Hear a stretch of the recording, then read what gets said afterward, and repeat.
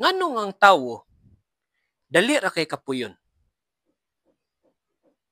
Kay ang tawo nga wa kasabot unsay meaning sa kapoy, kapuyon yun. Pero kung makasabot ka unsay meaning sa kapoy, di na ka kapuyon. Unsa may meaning sa kapoy? Ang meaning sa kapoy, trabaho. Unsa man ang trabaho? Unsa may mahatag di man na? Ang mahatag sa trabaho nimo ay kwarta. Unsa man ang kwarta? Ang mahatag sa kwarta, pagkaon. So kung naa kay kapoy, naa kay trabaho. Kung naa kay trabaho, naa kay kwarta. Kung naa kay kwarta, naa kay pagkaon. Nabuhi ka. Mo na kinabuhi, mo na cycle sa kinabuhi. So ayaw reklamo sa kakapoy. Kay bisag tambay, kapuyon gyapon bisag wa kay buhaton. Okay?